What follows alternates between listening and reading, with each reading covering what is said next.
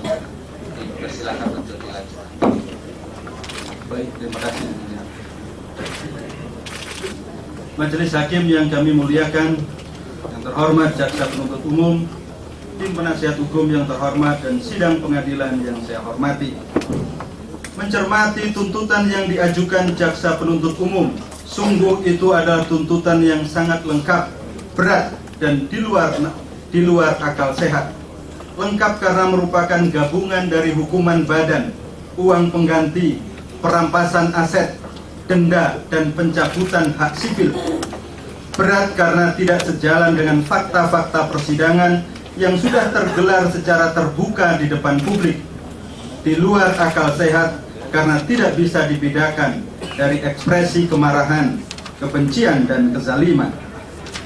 Sangat mungkin tuntutan yang sangat berat dan sulit dicerna akal sehat tersebut adalah karena terdakwa dituduh melakukan obstruction of justice.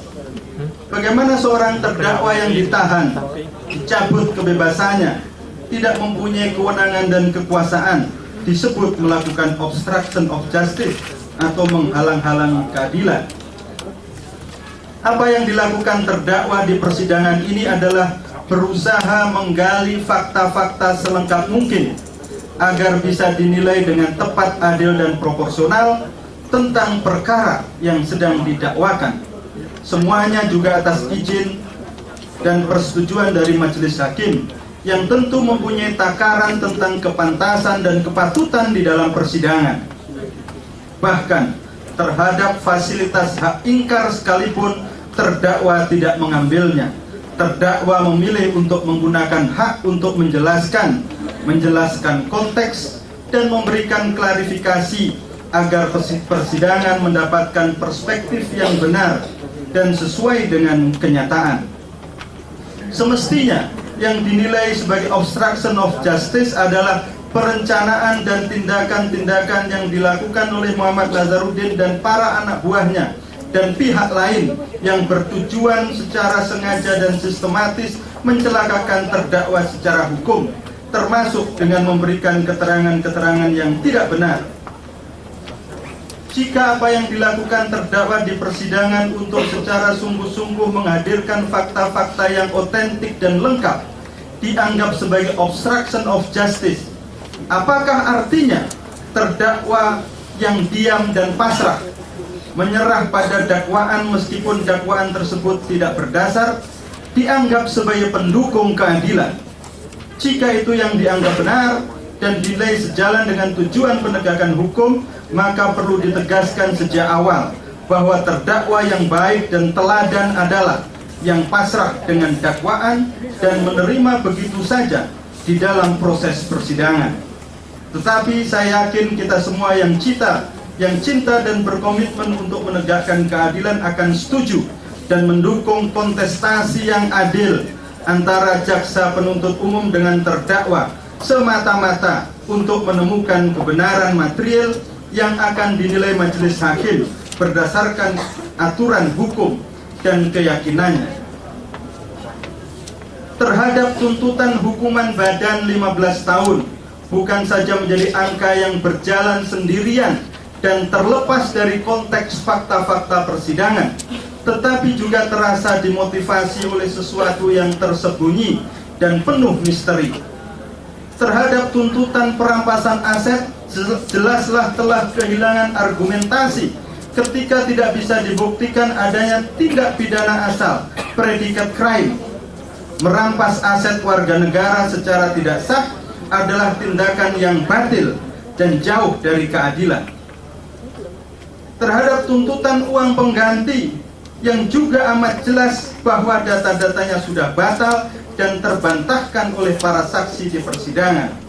Sebagian amat kecil yang benar juga bukan penerimaan kepada penyelenggara negara, melainkan kebutuhan pembiayaan politik yang wajar dalam forum kongres dan berkonteks sebagai kebutuhan dana perjuangan kolektif untuk kepentingan kemajuan partai, bukan untuk kepentingan pribadi, bukan untuk fasilitas pribadi, dan tidak pernah diterima oleh terdakwa.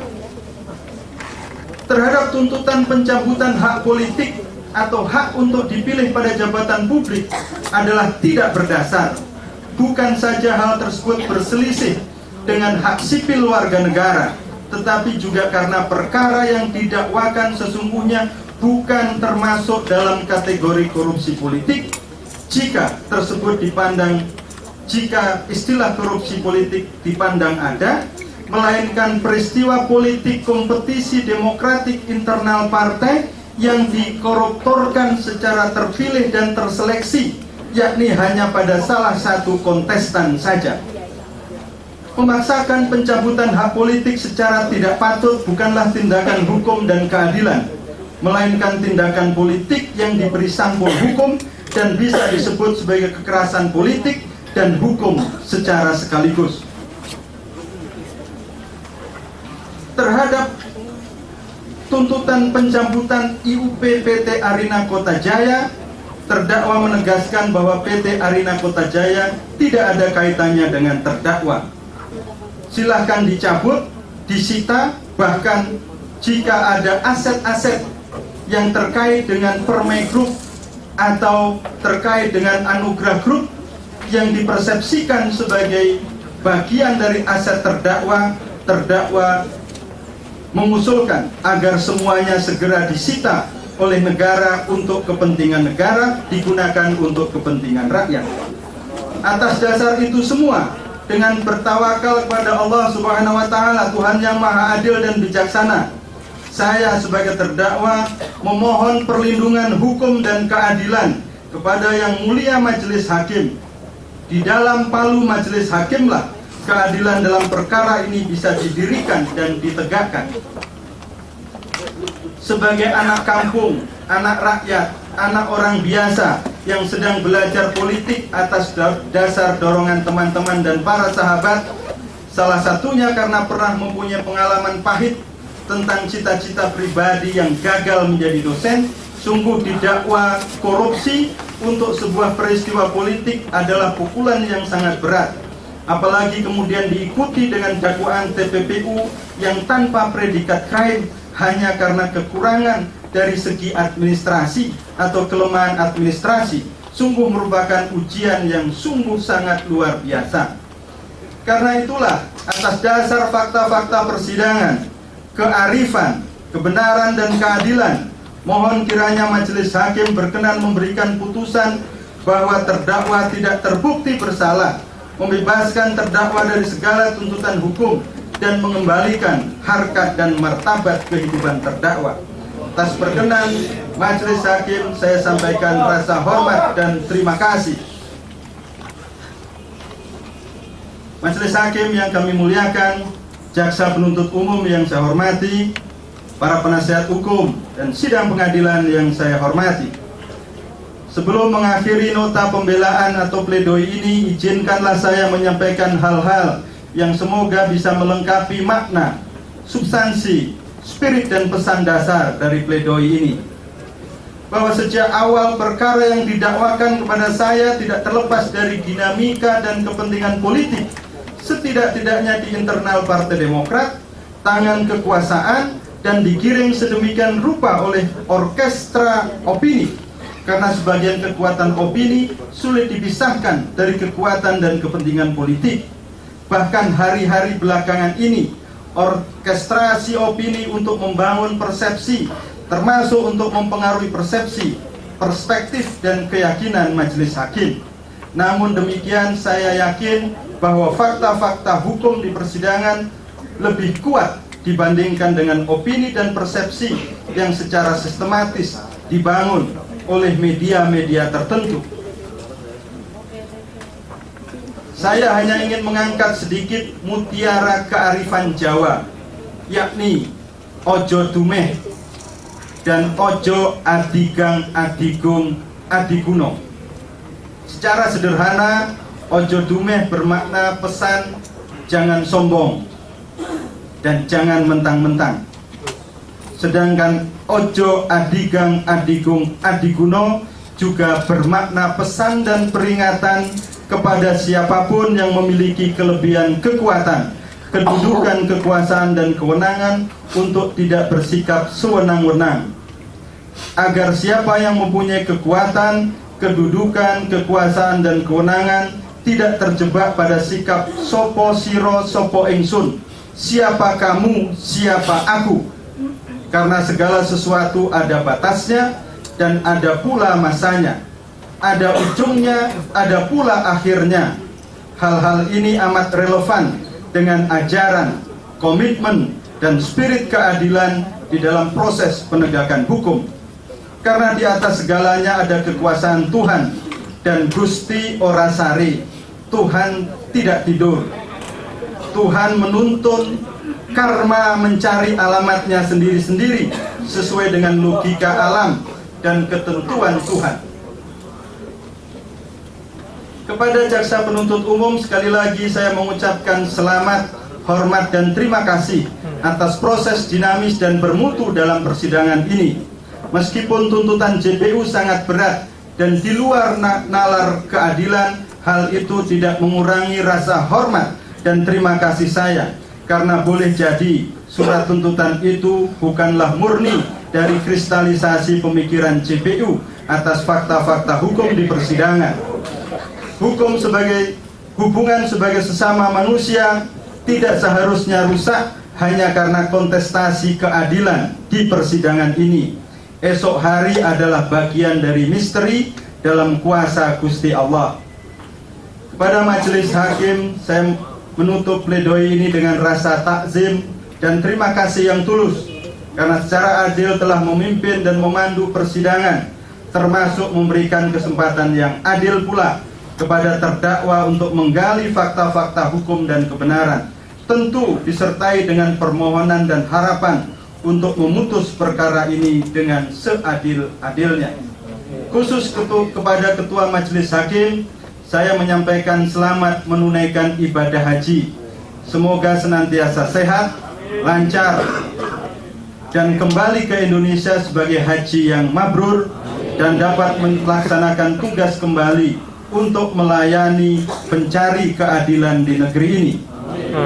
Kepada semua pihak, pimpinan KPK, penyidik, jaksa penuntut umum, majelis hakim, hadirin, rekan-rekan wartawan, dan siapa saja yang merasa kurang berkenan atas perkataan, sikap, dan tindak tanduk saya dalam proses penyidikan dan persidangan, semuanya saya lakukan semata-mata untuk mendapatkan keadilan sebagai warga negara, karena saya yakin kita semua setuju dengan tegaknya dan berdirinya keadilan di negeri ini.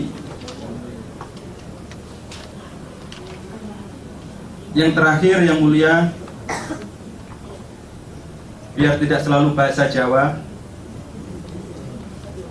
saya ingin menyampaikan nukilan kalimat sedikit dari Pakanbaru Kasiamang Bunyi, singgah sabanta di Muaro Beti. Biarlah JPU bakahandak sesuko hati, ambo picayo majelis hakim mamutus jo hati nurani.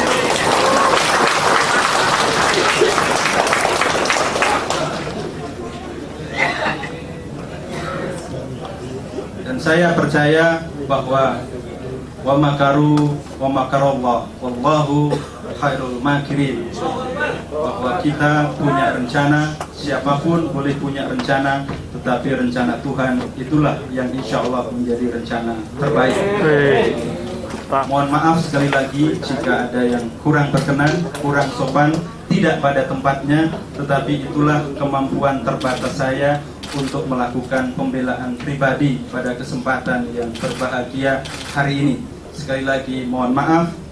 Selamat sore. Assalamualaikum warahmatullahi wabarakatuh.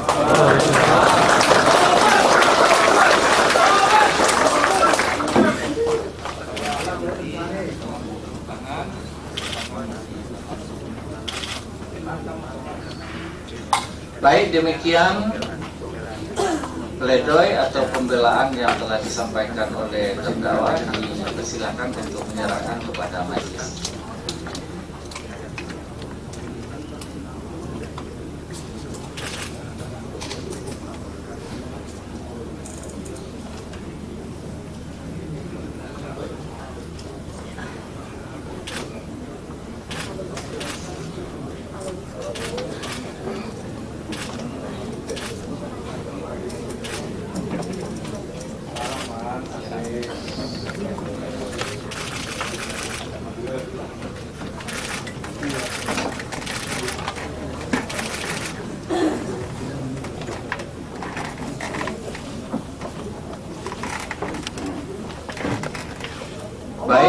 Dengan selesainya nota pembelaan daripada terdakwa Anas Urbaningrum, berikutnya akan masuk kepada pledoi atau nota pembelaan yang akan dibacakan oleh penasihat hukum terdakwa.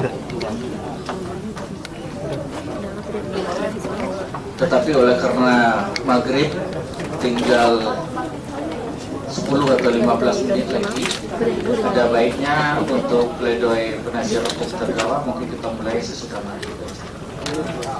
Kira demikian. Terima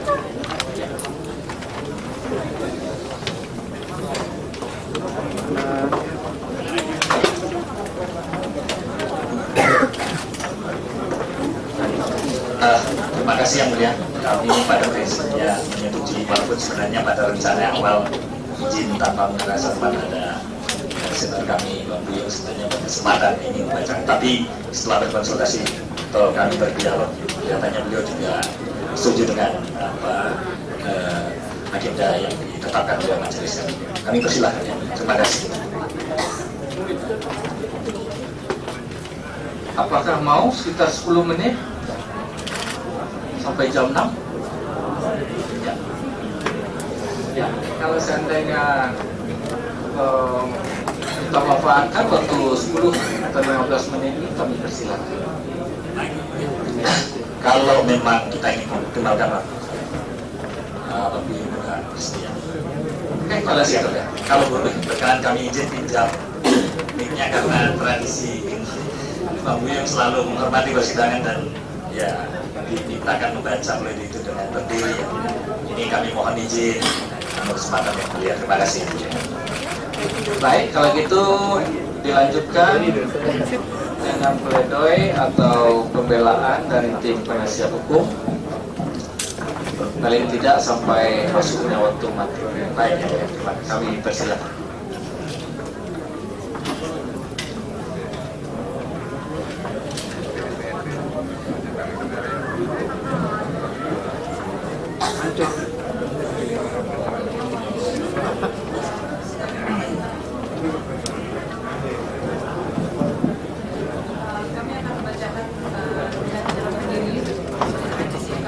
Untuk menghormati persidangan ini, dan kami bersikap waktu juga kami tidak akan membacakan dakwaan dan tuntutan dan juga buktikan karena jumlah pledoi ini adalah 202 halaman. Dari penuntut umum, bagaimana? Ada tanggapan? Tidak keberatan ya, Mas? Baik. Dengan demikian kami persilakan. Nota pembelaan pledoi atas nama terdakwa Anas Urbaningrum perkara pidana nomor 55 garing Firsus TPK garing 2014 PN Jakarta Pusat, diajukan oleh tim penasihat hukum Profesor Dr. Adnan Buyung Nasution, Pia Air Akbar Nasution SHLLM, M. Sadi Hasibuan SH, Indra Natarun Pusat Kusnadi SHMH, Marlon E. Tobing SH, Aryo Herwibowo ST SHMMSI, Firman Wijaya SHMH, Tina Haryaningsi SHMH, Asmar Utmar Saleh SH, Arif Patra Wijaya SHLLM, Handika HSH, Abdul Ghani Latar SHMH, Slamet Trianto SH, Denny Haryatna SHMH, dan Hindun Anissa SAG MA di Pengadilan Tindak Pidana Korupsi Jakarta. Majelis Hakim yang mulia, penuntut umum yang kami hormati dan juga rekan-rekan pers yang kami hormati. Pertama-tama, kami Tempimbelah ingin menyampaikan ucapan terima kasih dan penghargaan yang tinggi kepada Majelis Hakim yang telah memimpin persidangan dan memeriksa perkara ini dengan arif bijaksana, adil, objektif, serta bebas dan independen, sesuai dengan asas free and impartial tribunal yang merupakan bagian tak terpisahkan dari prinsip negara hukum atau the rule of law atau Rechtsstaat. Majelis Hakim juga telah berkenan memberikan kesempatan seluas-luasnya kepada para pihak untuk melakukan tanya jawab secara leluasa kepada saksi, ahli maupun terdakwa. Bahkan Majelis Hakim pun secara aktif dan kritis mengajukan berbagai pertanyaan kepada saksi, ahli maupun terdakwa guna mencari dan menemukan kebenaran material yang menjadi tujuan dari persidangan perkara ini sehingga dapat dicapai keadilan. Kami ingin mengucapkan terima kasih kepada penuntut umum yang telah menjalankan tugasnya secara wajar dan kooperatif, sehingga persidangan ini dapat berjalan dengan lancar tanpa ada ketegangan yang berpotensi merusak suasana dan jalannya proses persidangan perkara ini.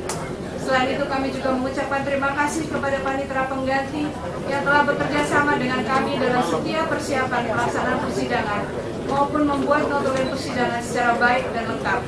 Dan tidak lupa terima kasih kepada rekan-rekan pers, baik media cetak, media online, dan media elektronik yang selalu setia meliput proses persidangan ini sejak pagi hari dan tidak jarang hingga dini hari. Begitu pula dengan masyarakat yang setia, tekun, dan tertib menghadiri persidangan perkara ini, sehingga turut membantu kelancaran dan ketentraman jalannya proses persidangan perkara ini.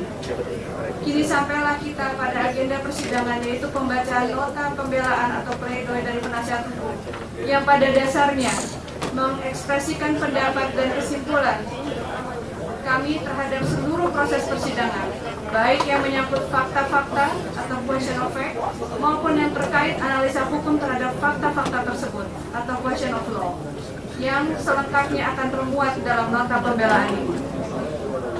Majelis Hakim yang mulia dan penuntut umum yang kami hormati, bahwa terdakwa telah didakwa oleh penuntut umum melakukan tindak pidana sebagaimana tersebut dalam surat dakwaan yang disusun secara kumulatif, itu tidak akan kami bacakan. Ada dakwaan ke-1 primer, dakwaan ke-1 subsidiar, dakwaan kedua, dan dakwaan ketiga.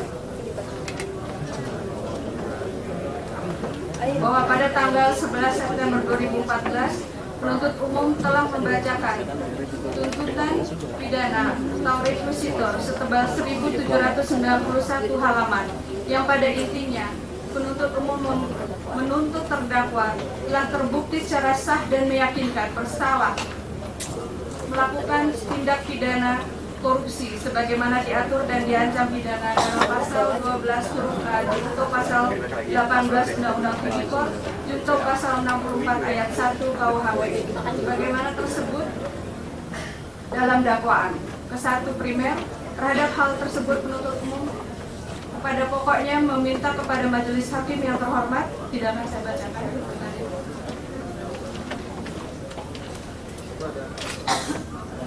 bahwa terhadap dakwaan dan tuntutan penuntut umum tersebut, kami selaku penasihat hukum terdakwa menyatakan menolak seluruh dalil-dalil penuntut umum. Dan dengan ini kami akan membacakan nota pembelaan atau pledoi yang akan menguraikan dan menjelaskan secara terang benderang mengenai alasan penolakan kami tersebut. Selanjutnya akan dilanjutkan oleh kolega kami.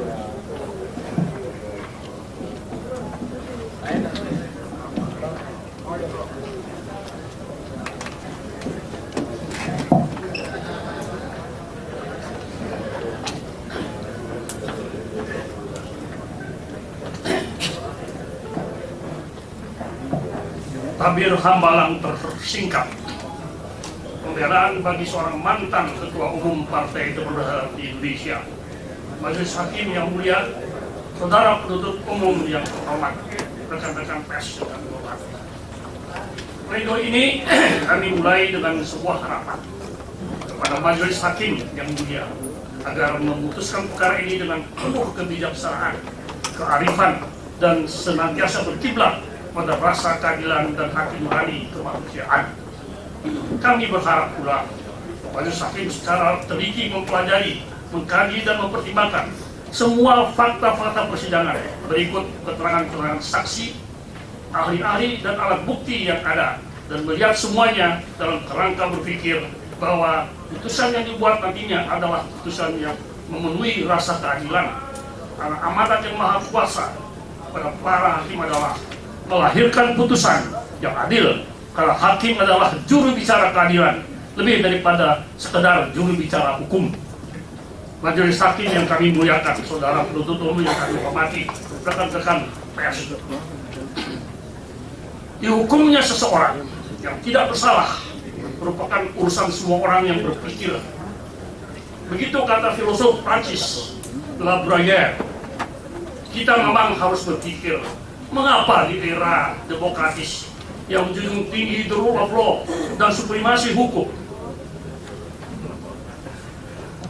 masih kita temui seseorang yang harus diadili untuk kejahatan yang tidak dilakukannya. Kita juga masih menemukan pengadilan politik dengan bungkus hukum. Intervensi politik dalam kasus hukum memiliki sejarah yang panjang di negeri kita ini. Saya saksi sejarah. Sejak masa penjajahan, politisasi kasus dan pemenjaraan politisi yang tidak disukai oleh penguasa pernah terjadi. Lewat tangan hukum penguasa yang merasa terancam kepemimpinannya ataupun pemerintahannya, membuat lawan-lawan politiknya berhadapan dengan hukum dengan cara rekayasa dan manipulasi. Kasus hukum menjadi cara paling ampuh untuk membungkam, menyingkirkan lawan politik, bahkan mematikan karya politik. Dalam sejarah politik Indonesia, pengadilan seringkali menjadi instrumen politik. Kolonial Belanda, Orde Lama, Orde Baru terbukti kerap menggunakan hukum untuk melawan kritik dan para kritiknya. Itu terjadi karena hukum dan pengadilan seringkali tunduk kepada kehendak penguasa. Politisasi hukum dilakukan secara sangat terencana untuk membungkam, menghambat, sampai mematikan perjuangan atau karya politik seseorang yang dianggap dapat mengancam eksistensi penguasa. Kepolisian, kejaksaan, pengadilan, rumah tahanan kerap kali menjadi instrumen bagi penguasa untuk melanggengkan kekuasaan politiknya. Apakah KPK juga bisa menjadi instrumen kekuasaan politik? Bisa ya, bisa tidak. Tapi yang paling bisa membuktikannya adalah sejarah. Lewat sejarah nanti kita akan tahu apakah penegak hukum di zaman sekarang, yaitu KPK, bebas dari kepentingan dan intervensi politik, atau mereka sesungguhnya memainkan misi-misi politik tertentu sesuai pesanan.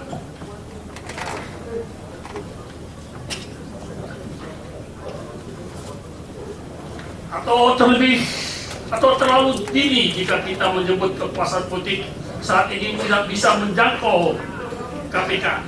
Marilah kita tunda sementara ambisi untuk mengatakan dengan dada membusung bahwa KPK independen dan tidak tersentuh politik kekuasaan.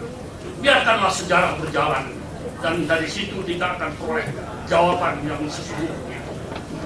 Majelis hakim yang kami muliakan, saudara Putri Megawati, rekan-rekan pers, begini.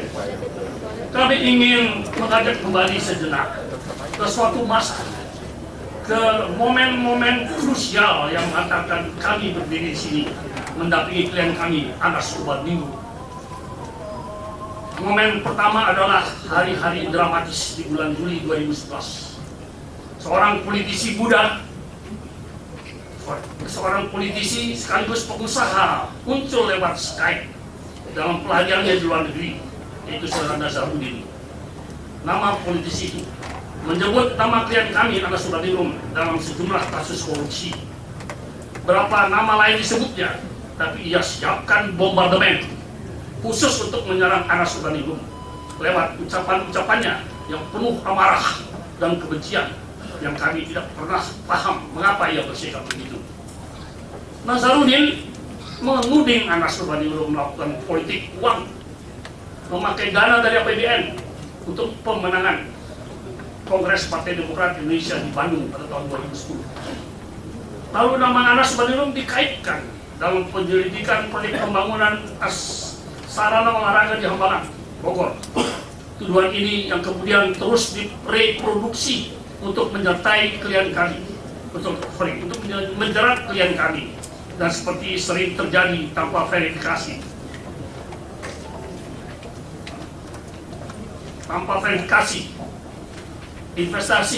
investigasi lebih lanjut, hampir tiap hari nama klien kami, bahkan istrinya disebut-sebut melakukan korupsi, yang mana berulang kali klien kami menegaskan tidak serupiah pun Anas Urbaningrum korupsi dana Hambalang. Peristiwa kedua adalah bocornya surat perintah penyidikan sprindik atas nama klien kami, Anas Urbaningrum. Peristiwa itu terjadi pada tanggal 8 Februari 2013. Komite Etik KPK telah mengumumkan bahwa pelaku pembocoran sprindik adalah sekretaris pribadi Sespri dari Ketua KPK Abraham Samad bernama Wiwin Suwandi. Komite etik memutuskan Ketua KPK Abraham Samad dan wakilnya Adnan Pandu Praja terbukti bersalah melakukan pelanggaran kode etik. Lanjutkan, Pak.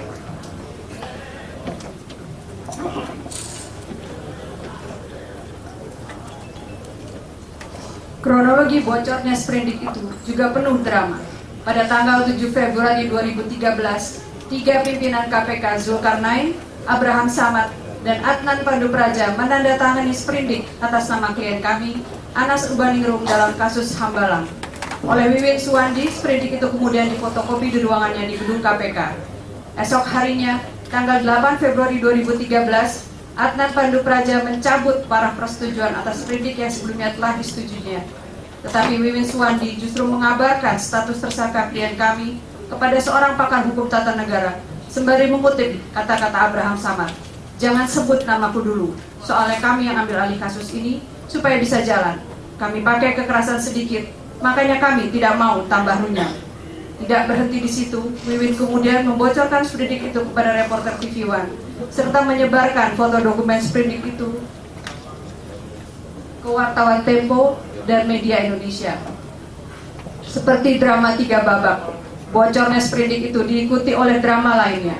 Di Jeddah, Arab Saudi, Presiden Susilo Bambang Yudhoyono dalam kapasitas sebagai Ketua Dewan Pembina Partai Demokrat mengeluhkan tentang status hukum beberapa kader Demokrat yang menggantung, sehingga mempengaruhi kepercayaan publik terhadap partai.